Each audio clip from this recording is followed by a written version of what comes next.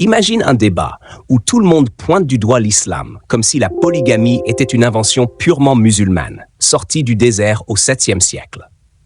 Et si je te disais que, bien avant Muhammad, la polygamie était non seulement tolérée, mais pratiquée par les figures les plus respectées de la Bible?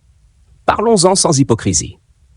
Dans la Torah, qui est aussi un livre révéré par les chrétiens et reconnu par l'islam, Abraham, l'ami de Dieu, n'avait pas une seule femme. Il avait Sarah, mais aussi Agar, la servante égyptienne, avec qui il eut Ismaël. Jacob, appelé Israël, avait Léa et Rachel, mais aussi leurs servantes. Et de ces unions naquirent les 12 tribus d'Israël. David, le roi prophète, celui que Dieu appelait un homme selon mon cœur, avait plusieurs épouses, et même après être monté sur le trône, il prit encore des femmes. Son fils Salomon? La Bible dit qu'il eut 700 épouses et 300 concubines. Et pourtant, personne à l'époque ne criait au scandale comme on le fait aujourd'hui contre l'islam. Alors, pourquoi ce 2 poids 2 mesures? Si la polygamie était si immorale, pourquoi Dieu ne l'a-t-il pas interdit au patriarche qu'il a lui-même choisi? Ce que l'islam a fait, c'est de réguler une pratique qui jusque-là n'avait pas de limite écrite dans la loi divine. Le Coran, dans la sourate An-Nisa 4.3, permet jusqu'à 4 épouses, mais avec une condition stricte, la justice. Si vous craignez de ne pas être équitable, alors une seule. C'est là toute la différence. Il ne s'agit pas d'un droit absolu, mais d'une responsabilité encadrée. On oublie souvent que cette restriction était en réalité une réduction drastique du nombre illimité d'épouses que certains prenaient avant l'islam. C'était une réforme sociale majeure qui protégeait les femmes et imposait à l'homme un devoir moral et matériel clair. La polygamie islamique n'est pas une chasse aux conquêtes féminines, mais un engagement contractuel devant Dieu, où chaque épouse a droit à l'égalité en affection, en logement, en entretien. Dans la Bible, il n'existe pas un seul verset où Dieu dit « Tu ne prendras qu'une seule femme ». Bien au contraire, dans Deutéronome 21:15, Dieu donne même des instructions spécifiques au cas où un homme aurait 2 épouses. Ce n'est donc pas une pratique condamnée par Dieu, mais une réalité intégrée dans la vie des croyants. Et même dans le Nouveau Testament, où Jésus parle du mariage, il ne donne pas d'interdiction explicite de la polygamie. Il parle d'union, de fidélité, de pureté, mais jamais d'un nombre maximum d'épouses. Le discours chrétien actuel sur la monogamie comme seul modèle vient surtout d'une évolution culturelle et juridique postérieure, influencée par le droit romain et les valeurs européennes, pas d'un commandement direct de Dieu. Si on veut être cohérent, on ne peut pas attaquer l'islam sur un principe que la Bible elle-même accepte et que les prophètes bibliques ont pratiqué. Si on condamne la polygamie islamique, il faut aussi condamner Abraham, Jacob, David, Salomon. Et là, beaucoup de langues se lient, parce que ces figures sont sacrées dans le judaïsme et le christianisme. Mais c'est bien là le paradoxe. On respecte les patriarches pour leur foi, leur courage, leur proximité avec Dieu, mais on ignore volontairement leur mode de vie pour pouvoir pointer du doigt une religion sœur. Ce que les critiques oublient aussi, c'est le contexte historique. Dans les sociétés anciennes, les guerres fréquentes laissaient de nombreuses veuves et orphelins. La polygamie était un moyen de donner un foyer et une sécurité matérielle à ces femmes. C'était un acte de solidarité, pas une fantaisie masculine. Même aujourd'hui, dans certaines régions, ce contexte existe encore. Les déséquilibres démographiques font qu'il y a parfois plus de femmes que d'hommes en âge de se marier. L'islam offre alors une solution légale et encadrée. Là où d'autres sociétés produisent des unions cachées, des maîtresses non reconnues et des enfants laissés pour compte. En vérité, la polygamie telle qu'enseignée par le Coran demande une discipline et une justice que peu d'hommes peuvent réellement assumer.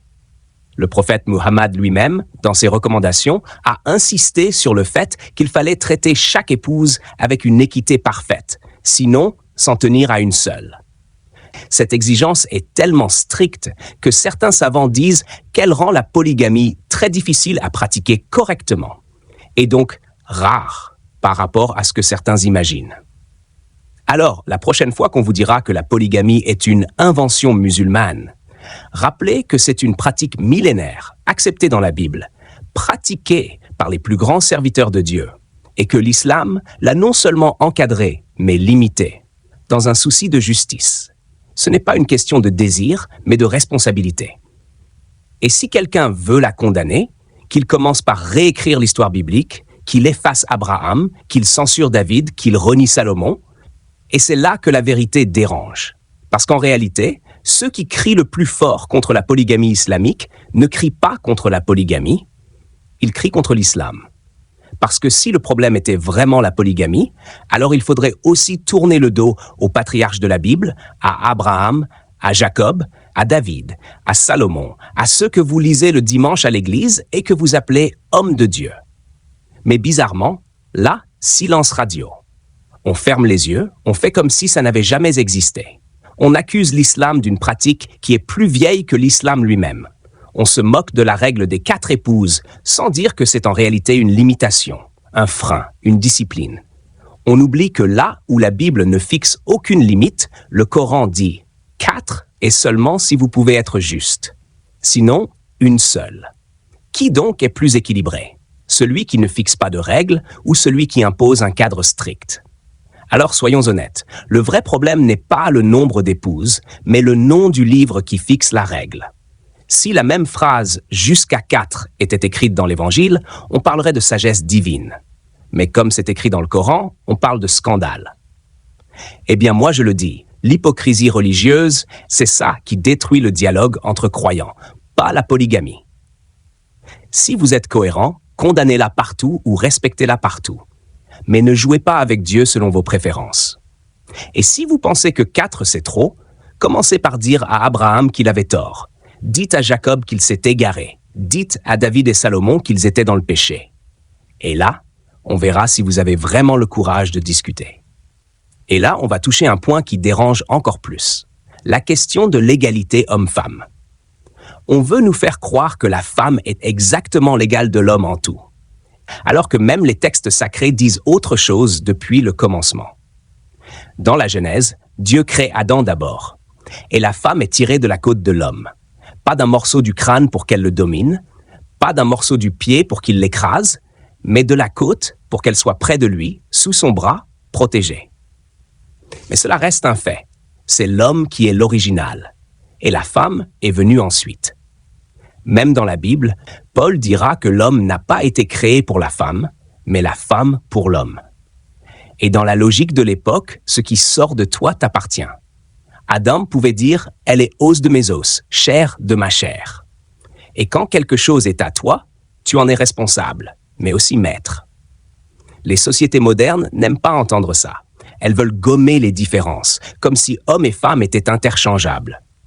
Mais regarde les textes. Les responsabilités ne sont pas les mêmes, les charges ne sont pas les mêmes, et les droits ne sont pas les mêmes. Dans presque toutes les cultures antiques, l'homme était chef de la maison. Celui qui protégeait, nourrissait, décidait. La femme, elle, apportait la descendance, gérait le foyer, transmettait la foi aux enfants. Ce n'est pas une question de valeur, mais de rôle. Le soleil et la lune sont tous deux indispensables, mais ils ne font pas la même chose. Alors, quand j'entends certains dire « Mais pourquoi l'homme peut avoir 4 femmes et la femme ne peut pas avoir 4 maris ?» C'est simple. Parce que ce n'est pas la même nature. Ce n'est pas le même rôle et ce n'est pas le même ordre de création. Même biologiquement, c'est absurde. Un enfant a besoin de savoir qui est son père, mais si une femme a plusieurs maris, qui est le père? La science moderne elle-même admet que ce modèle ne peut pas fonctionner sans chaos. Et si on pousse la caricature, on pourrait dire qu'Adam, premier propriétaire de l'histoire humaine, avait reçu en cadeau de Dieu non pas un animal domestique, mais une compagne faite sur mesure pour lui. Et comme tout cadeau, libre à lui de l'utiliser comme il veut, mais aussi de rendre des comptes au donateur. Dans ce sens, l'homme est responsable de la femme, mais aussi supérieur en autorité, comme le capitaine l'est sur son navire. On peut trouver ça vieux jeu, mais c'est la base même des civilisations qui ont construit notre monde. Supprime ce principe, et tu auras des familles éclatées, des enfants perdus, des hommes qui ne savent plus être des hommes et des femmes qui se sentent trahis par un modèle qui leur promet l'égalité, mais leur donne la solitude. Et voilà pourquoi, que ça plaise ou non, l'homme a toujours été et restera le chef. Pas parce qu'il est plus intelligent, pas parce qu'il est meilleur, mais parce que c'est ainsi que Dieu a ordonné la création. La femme est sortie de l'homme, et non l'homme de la femme. Adam n'a pas été créé à partir d'Ève. Et ça, aucun verset, aucune science, aucune idéologie moderne ne pourra le changer. La côte ne commande pas à la tête, et le soleil ne tourne pas autour de la lune. Dans l'ordre divin, l'homme dirige et la femme complète. Et si l'homme a la possibilité d'avoir plusieurs épouses, c'est parce que Dieu a jugé qu'il pouvait assumer plusieurs foyers. Mais la femme, elle, n'a pas ce rôle, et ne l'a jamais eu dans aucun peuple révélé. Ceux qui veulent réécrire cette règle ne font pas que s'attaquer à l'islam. Ils s'attaquent à l'ordre même que Dieu a posé depuis le premier jour. Alors, avant de crier au scandale, ouvrez vos Bibles, ouvrez vos Corans, regardez vos prophètes et osez leur dire en face que c'est eux qui avaient tort.